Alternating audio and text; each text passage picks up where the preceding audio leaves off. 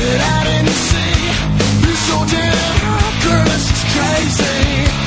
And without a doubt, I still can't believe that you were right there in front of me. Never saw the chemistry. Welcome back. We're going to be in the final round here in only a few minutes. Jaedong against none other than Tempest. What are your thoughts, Susie? Well, my thoughts are, Jaedong is the defending champion here, and I'm going to be rooting for him, only because also he is a Zerg player, and those are pretty lacking right now in our tournament. So I'm going to go with Jaedong on this one, also because he is a more seasoned player. Well, not seasoned, but he does have quite a lot of accomplishments under his belt. Like 3 pins and I mean, he's got a lot of stuff. He's won a lot of Star Leagues. He's slaying a lot of nerds. What can I say? He is really, the tyrant. Really he's the tyrant. That's what they call him, the tyrant. That's actually a good nickname. I like that, the tyrant. Yep.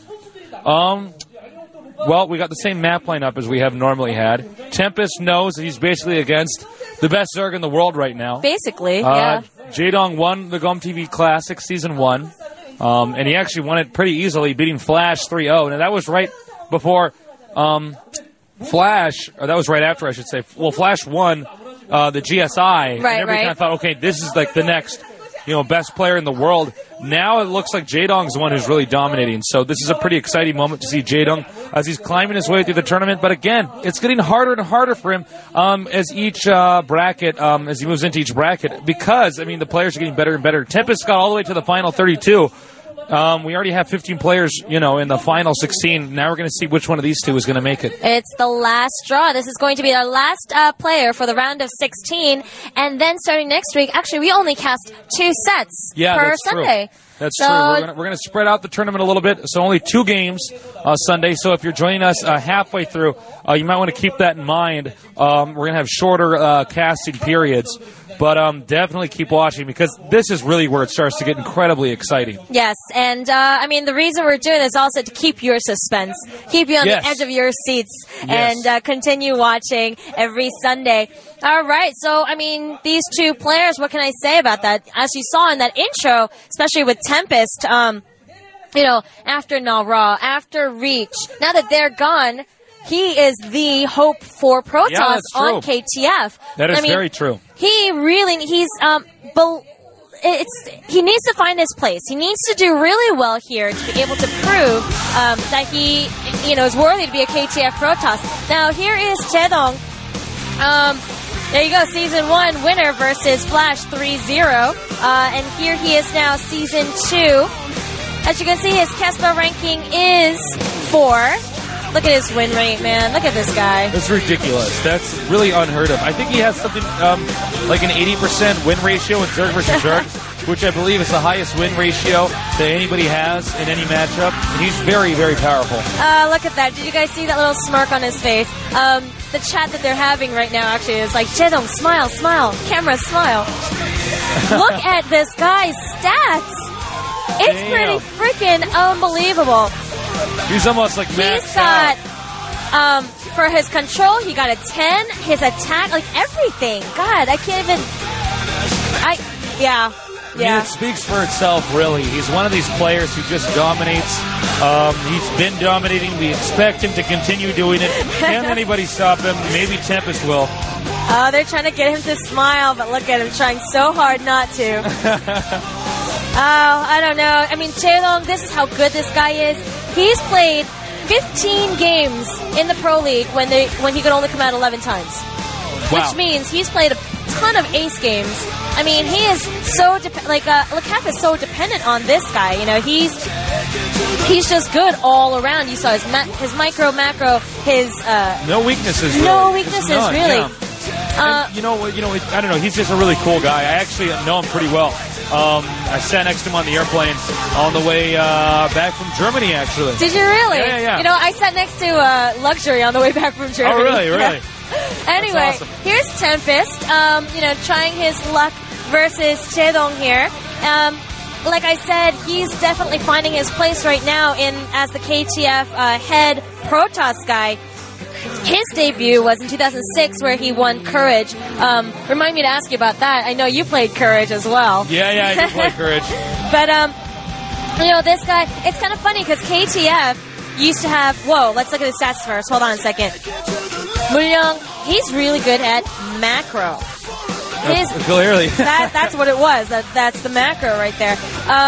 Which is funny because that's the lowest one that Jaedong had. But anyway, this guy, KTF, was filled with older players. Like, think about it. Garinto born in 81. Ra was born in 82. Yeah. Regina, like, all these. And then almost overnight, everyone left. And I think Zergbong being the oldest guy, he's actually one of the quote-unquote older ones, too. And it's just one of the reporters went in there. They're like, what happened to this nursing home? Where did all these new people come in? So, yeah, the roster is currently always changing, and here he is holding his own, being the Protoss player now for KTF Magic Ends. Well, we'll see if he can actually hold his own against Jaedong. Jaedong just so good. I mean, words can't even describe how strong he is. And, you know, he's really good at this mind game stuff, which makes it tough for Protosses to read him correctly. So I've seen a lot of games where Jaedong just tricks the guy early on, and from there it's just a downhill ride for the Protoss, right down into a loss, to put it simply. It's rough. Are we starting? Well, I think they're both confirming that they're ready, so whenever our Korean commentators are ready, we'll get this going.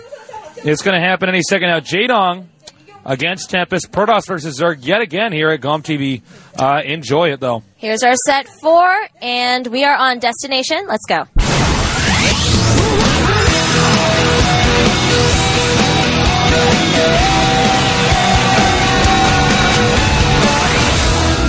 .com is now online.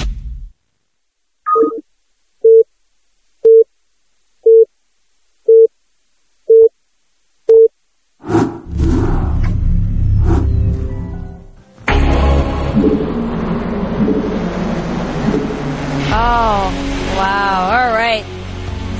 We start now with Jaedong on the bottom part of the map, and we have Tempest on the top part of this map.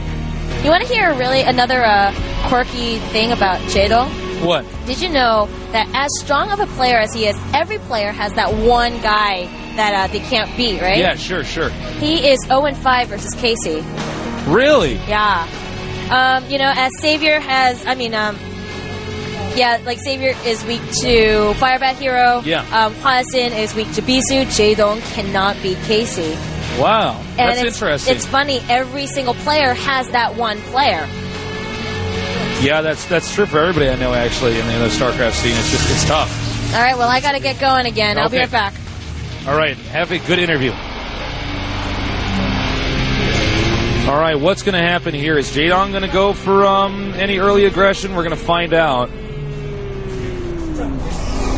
It looks like he may just do either an overpull or go for hatch on 12. And, of course, we're going to see the fast expansion. That seems to be what all the Protoss players are doing now on this map. There are a lot of fans down here. A lot of support for Jaedong. And now I think, I don't know what's going to happen, honestly. I guess it is going to be hatch on 12. And there it is. Which means we're going to see Nexus on 13 here from the Protoss. Jaedong is one of these players that spams early on. It's not really good or bad. It's just, kind of how do you play the game? I mean, what helps you focus more? I know players that only play with music, all sorts of stuff. So, it just depends. You really got to figure out exactly what works best for you and then go from there. Well, when Zerg players go for the hatchery on 12 like that, they usually... Oh, he's going to be careful with that probe. The Protoss players can usually follow that up with a gateway, forge, and gas, and get cannons later than normal. And what helps in that sense is that then they can get the core out really quickly. And with the core coming out really quickly, they can get a Corsair out frighteningly fast. Which means the Zerg have to prepare and defend against that Corsair. The Zerg is going to double expand. Now, one thing you got to keep in mind is that, if Zerg double expand, Corsair DT is usually a pretty good idea. It's something that the Zerg can have a hard time defending against. They need overlords in so many locations, and of course it's tough. I mean, DTs kill your workers in one hit. So it's quite unforgiving.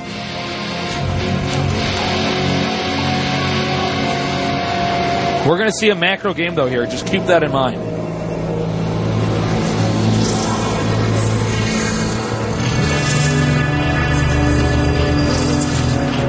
All right, here come the sixlings. He's not going to go for the probe. That's a bit weird. Only with one of the lings. I don't know if I agree with this, but we'll see. He may be going over here to see if he can't slip at least one ling into the main.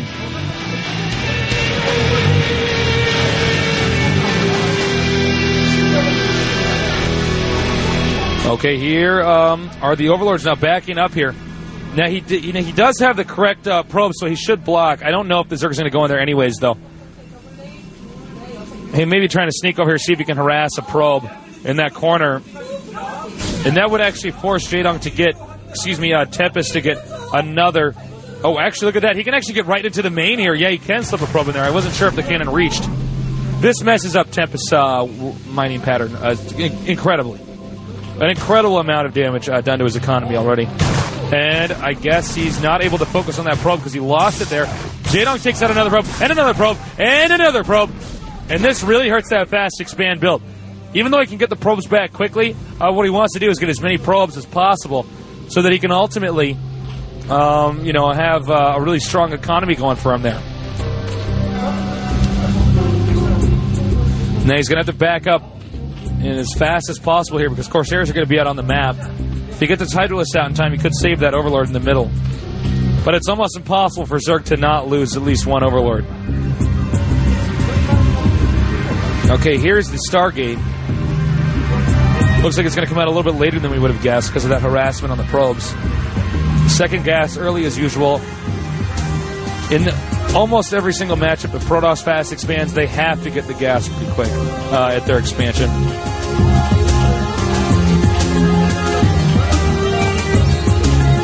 Looks like there's a fourth hatch. Standard timing here. Protoss moves out with the Zealots. And this forces Jaedong to get a few extra lings. This is a lot like some of the games we saw earlier today with fast expanding. Not, of course, like Cal's game, the shank toss. Okay, he's going to move in there. Now, Protoss has to be careful. They want to get as many drones as possible, but they don't want to just make these three Zealots useless. They don't want to just send them in there and let them die.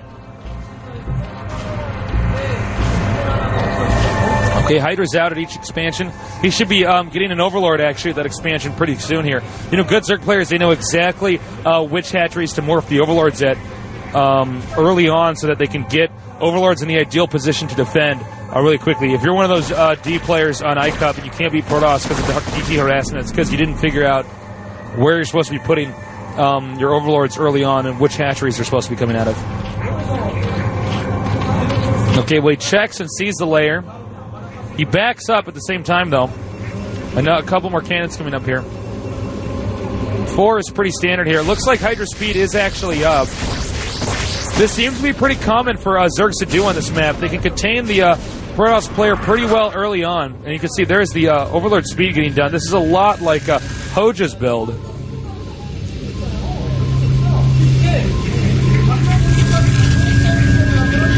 And then they just contain, as you can see. Expand again and probably get a couple more Hydras out there. It's really tough for Protoss if they get contained on this map. That's what a lot of people are saying is, wow, it's just so tough for Protoss to get out. Okay. Here is another Corsair out here, just trying to get a good idea of what exactly is going on. The double Evo chamber, that means he is really going to have a lot of cracklings. We call them cracklings because they attack so fast with the adrenal upgrade. It's like they're on drugs or something. And then Ultralisks. They're going to be quite powerful. He is just scoping this out right now with that one Ser. All right, I need to get into this game. I'm back. Welcome back. Very standard game here, Susie. And here's a Spire. So the Zerg gets that out, so you can get a couple Scourge out here. Scourge. And he just stops a player from letting his observers spot anything. The timing attack here from the Protoss should be pretty good, though. Protoss should break the contain here momentarily. As you can see there, he did get the Archon early, which means he's going to be aggressive early.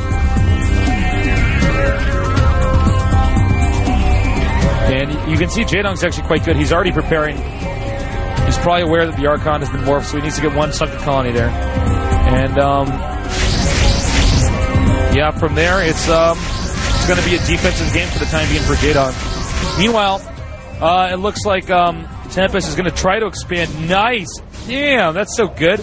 He morphs the lurker eggs right at the at the bridges so that the Protoss can't actually be aggressive with the timing attack here. And then he can just burrow because the Protoss should not have observers by now. Damn. Jaedong. This is like light years ahead of everybody. Well, looks like he might have actually broke the egg. All right, well, he's going to have to defend from here on out. He runs 2 lurkers over to the expansion that's going to be attacked here. Tempest is looking pretty good, though. Plus 1 attack is going to make those zealots very powerful. Burrows 2 lurkers. The timing attack not going to work there. He goes now to the other expansion. Lurkers are already ready. He's probably going to morph eggs there if he tries to get in. 1 egg there, but not quite enough to block. Another lurker burrows. Hydras continue to morph here. Not as many lurkers. You can see he planned to actually just use a lurker block there, and Jaedong completely mismicroed. He's going to need to block here. Block, block, block. No! He gets into the main now. And now he takes out that lurker. And he's going to go right for the Spire. Brilliant play by Tempest here. I don't know if Jaedong can pull through here. He is storming now. The remaining unit. Oh my god, I think Jaedong just lost because he misplaced the lurker block. I was just listening to what the Koreans are saying. They're like, this looks exactly like what Stork would have done in this game.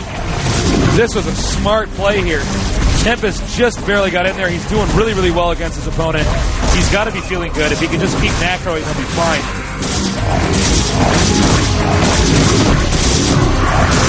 And now you can see he's just backing up here. He wants to get another storm off on those drones.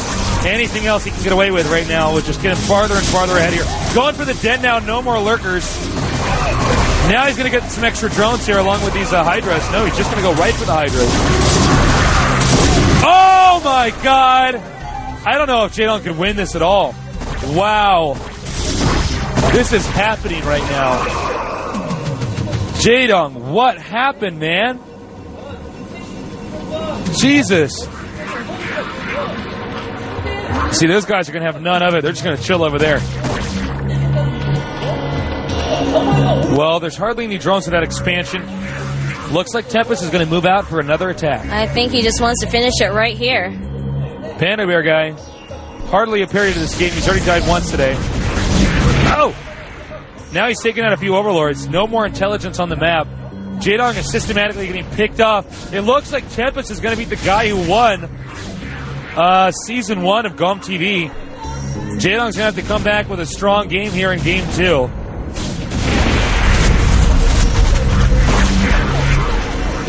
Tempest, member of the clan Is, formerly known as Is Tempest, will probably be known now as Is Baller for beating Jaedong in at least one game in this tournament.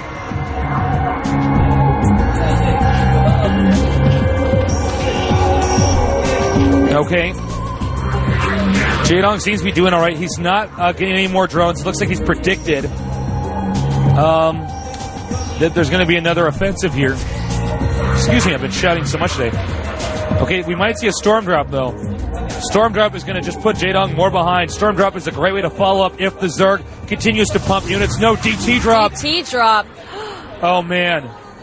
And these DTs, I sense, are going to do a lot of damage. This is like a solid Snake Riot and duo here.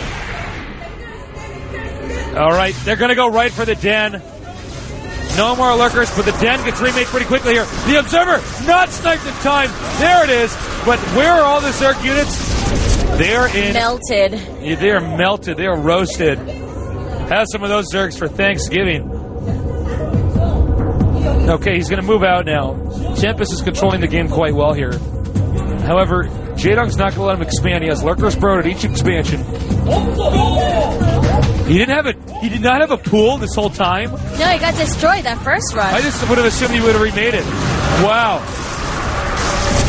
He just stuck with Hydra Lurker in order to not waste another drone here. Damn. He's keeping the Observer alive here. He's moving in here with no pool and no den. This is the window that Tempest needs to kill off his opponent. Takes out the Observer.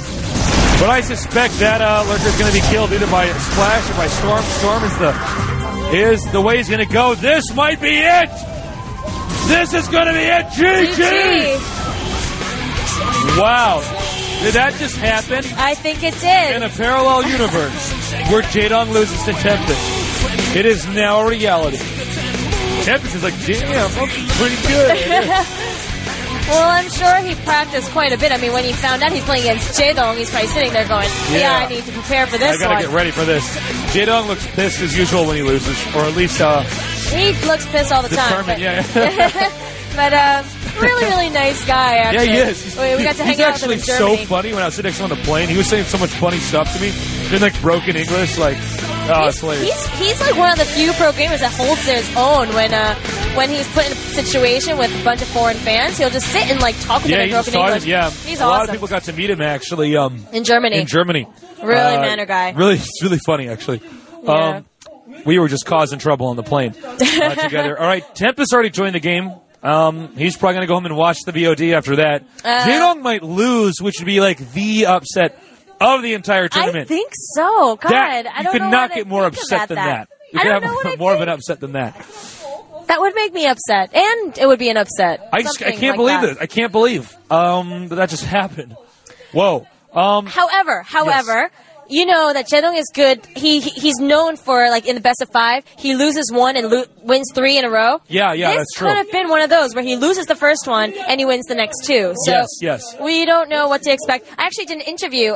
It's up on Team Liquid, just like a really informal one, and I asked him about that. And he says usually his first game he just sits there and he like loses concentration or something, and then he just wakes up like towards the middle of the game, and then probably shocks him back. Something like that. So we'll see how that goes, and we'll see how he'll perform for the next 2 games. Man. He can't afford to mess up now. So let's see.